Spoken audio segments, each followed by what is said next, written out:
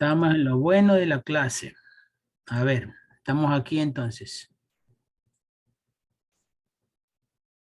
A ver, aquí la longitud de onda. Me quedé por hercios. Hercios. A ver, aquí lea. Aquí. Ok. La frecuencia es el número de oscilaciones completas que pasan por un determinado punto por unidad de tiempo y se mide en hercios.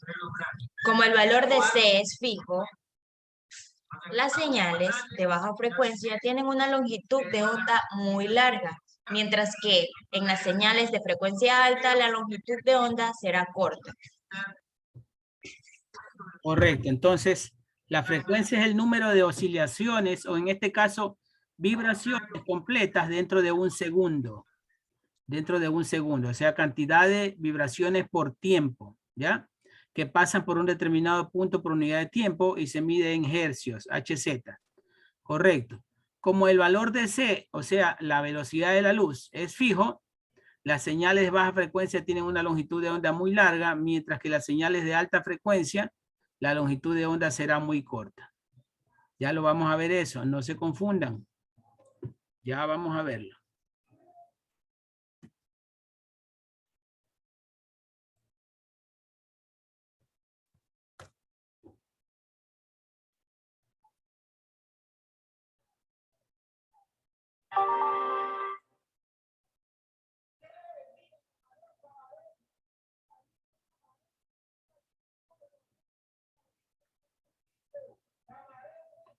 Un momento.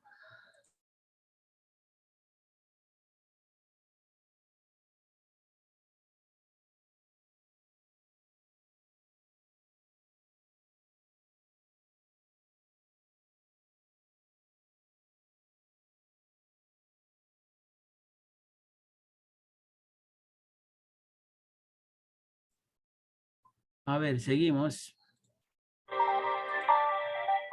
Campos electromagnéticos. Mucha atención.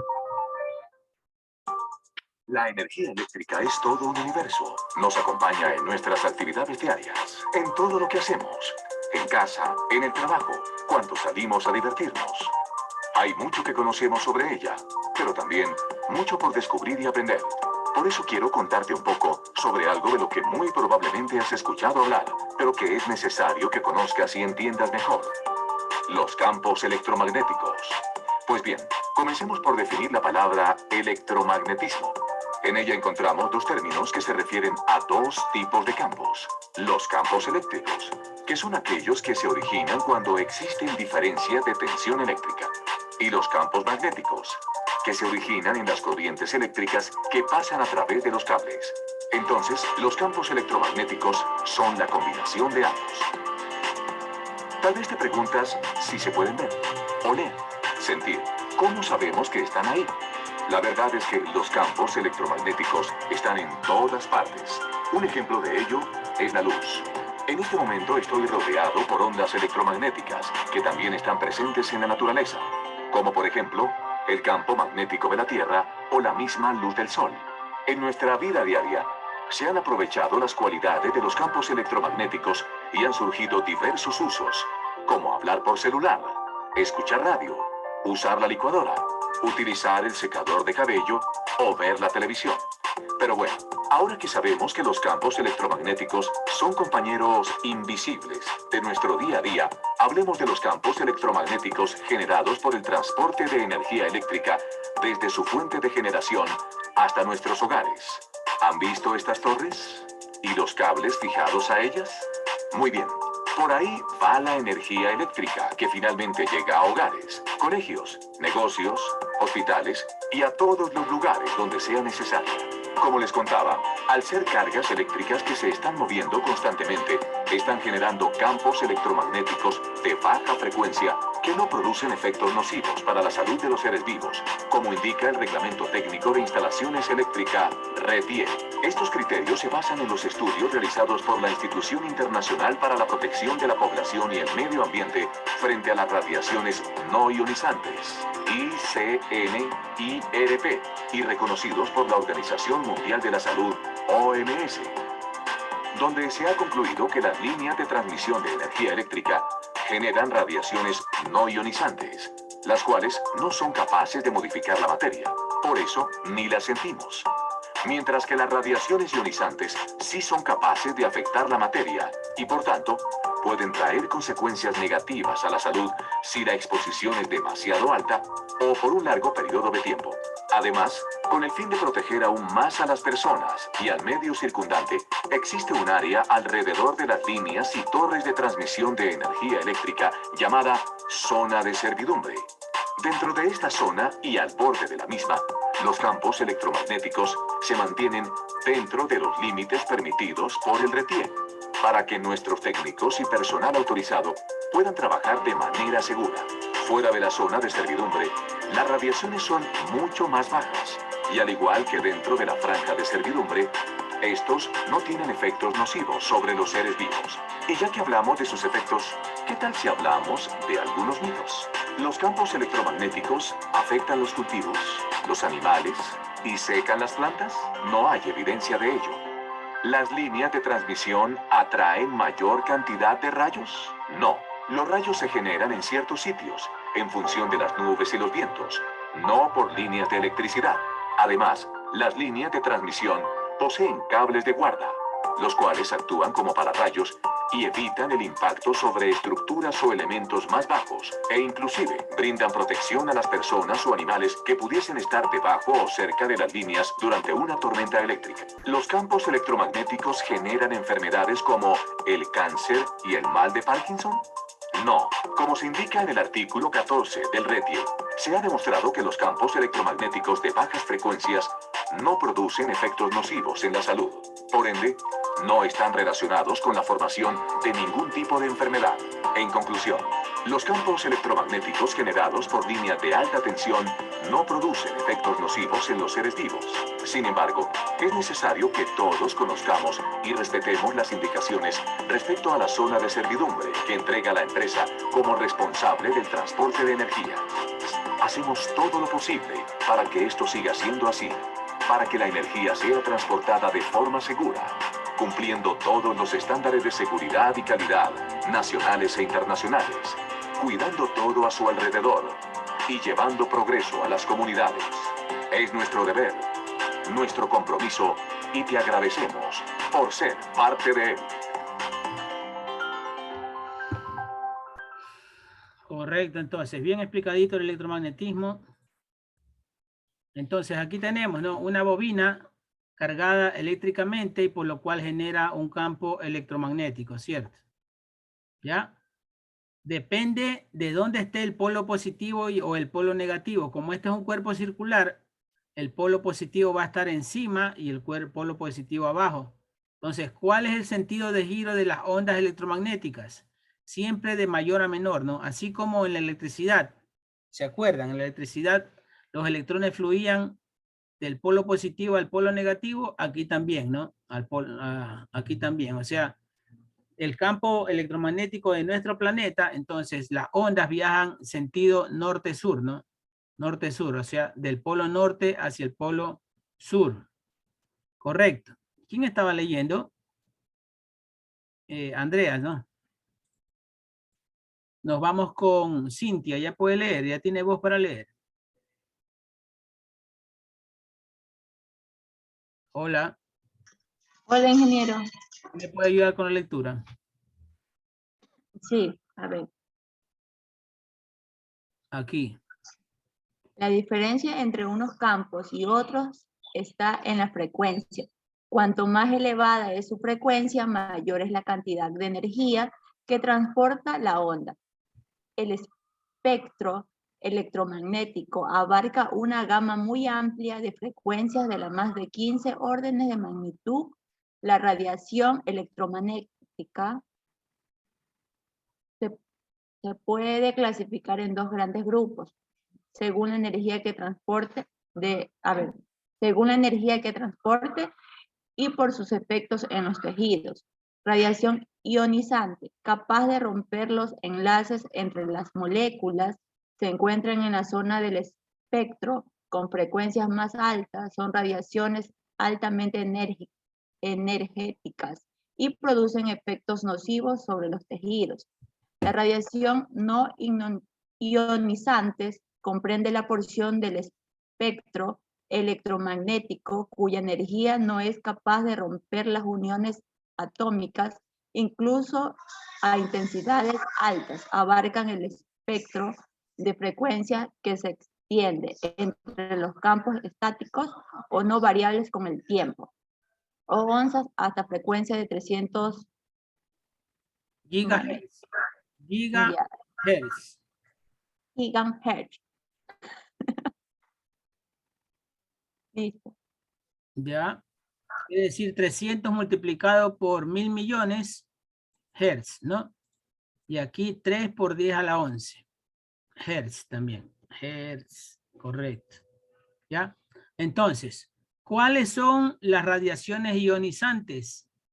Las que están acá arriba, ¿no? En el nivel más alto.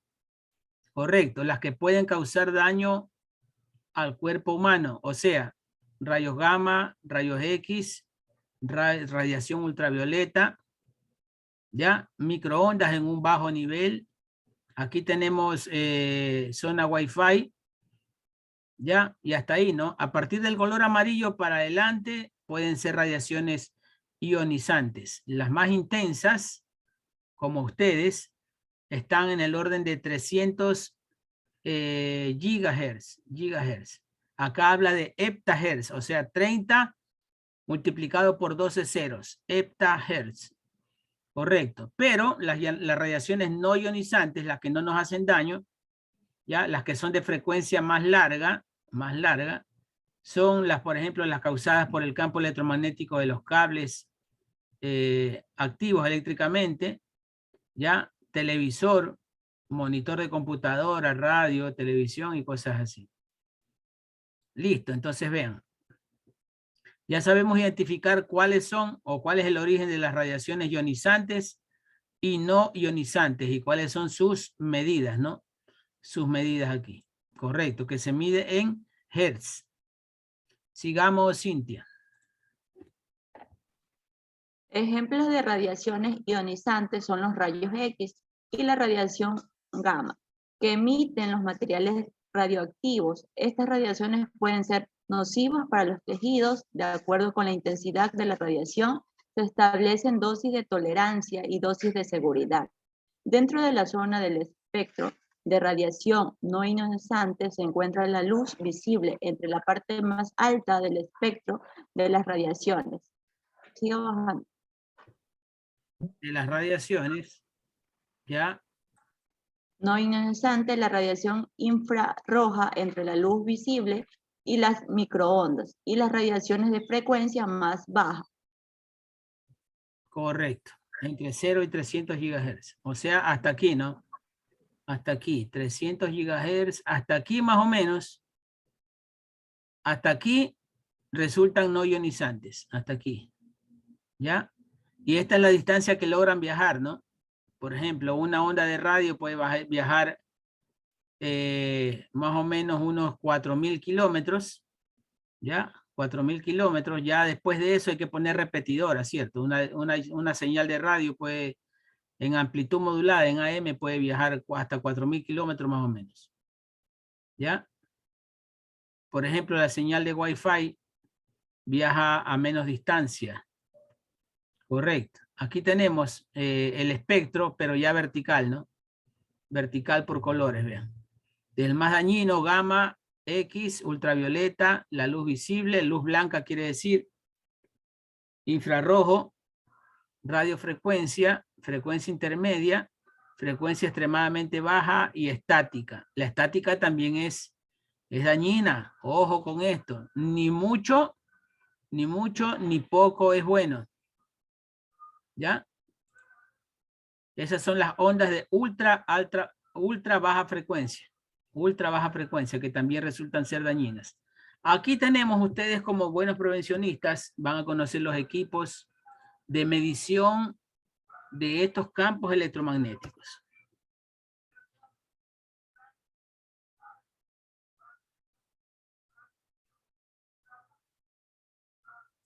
En la parte de higiene industrial, hoy en día se pueden hacer evaluaciones de la exposición a campos eléctricos y magnéticos. sobre todo en aquellas áreas donde hay motores, hay equipos de alta potencia que generan ese tipo de radiación no ionizante y que potencialmente podría causar daño a los trabajadores. Hoy en día contamos en el mercado con dos tipos de equipos para medir los campos electromagnéticos, los equipos de banda ancha y los equipos selectivos de frecuencia. Los equipos de banda ancha básicamente son equipos pequeños, pero es importante tener en cuenta una condición y una diferencia con los otros equipos de selectivos de frecuencia. Los equipos de banda ancha sirven para medir tanto campos eléctricos como campos magnéticos, pero se pueden utilizar siempre y cuando yo conozca cuál es la frecuencia de la fuente. La fuente puede ser un motor, un equipo, una máquina. Si yo conozco la frecuencia a la cual trabaja ese equipo o esa fuente, puedo emplear los equipos de banda ancha. En caso contrario, no. Por ejemplo, en el mercado ofrecen ese tipo de equipos que tienen una sonda isotrópica triaxial, porque es básicamente esta sonda de aquí. Esto se llama una sonda isotrópica triaxial. ¿Por qué triaxial? Porque tiene en cuenta los tres ejes X, Y, Z. De hecho, ellos tienen marcados en la misma sonda. Es decir, esta parte es la que recibe la radiación y es enviada ya a la parte electrónica donde me va a marcar los resultados tanto de campo eléctrico como magnético. Por ejemplo, esa referencia solamente la puedo emplear cuando la fuente emita o trabaje a 900 MHz, a 1800 MHz, a 2.7 GHz, a 3.5 y a 8 GB. Si las fuentes no trabajan a estas frecuencias, este equipo no me serviría.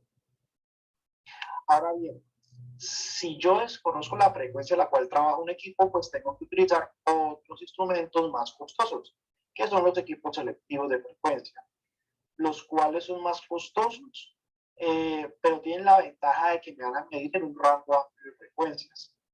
La desventaja de estos equipos es que la toma de la medida se demora un poco más, unos 5 o 10 minutos. En cambio, estos equipos de banda ancha, la lectura es de forma instantánea.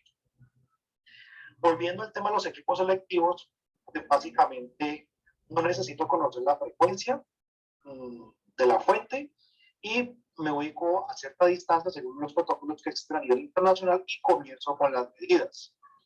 Incluso estos equipos se han utilizado para medir la radiación de antenas de teléfonos móviles, telefonías celulares. Por ejemplo, esta referencia que les muestro tiene un rango de medición entre 9 kHz y 6 GB. O sea que solamente este equipo me va a servir en ese rango. Por eso es importante, digamos, yo conocer el tipo de fuente para definir si utilizo equipos de banda ancha o equipos selectivos. Por ejemplo, campos de aplicabilidad de este equipo selector de frecuencias. Como el rango de él es de 9 kHz hasta 6 GHz, uno más o menos puede darse cuenta este rango a donde le aplica. Por ejemplo, le aplicaría a las antenas de radio FM, que empiezan a trabajar a partir de 1 MHz.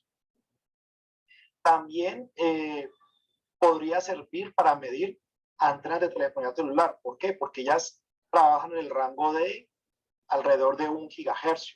Y como este equipo mide hasta 6 GHz, digamos que el rango de él de aplicabilidad sería más o menos todo el tema de antenas celulares podría servir.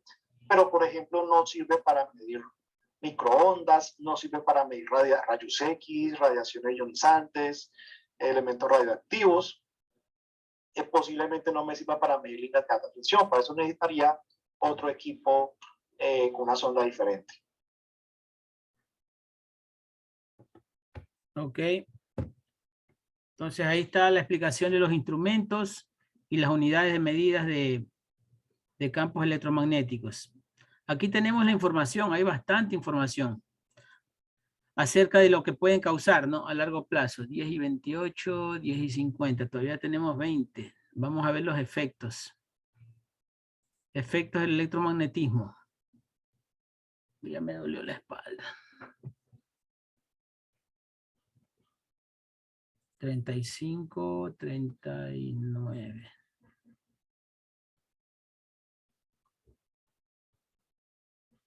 Sí, estamos bien con esto. Listo. Aquí nos vamos a quedar.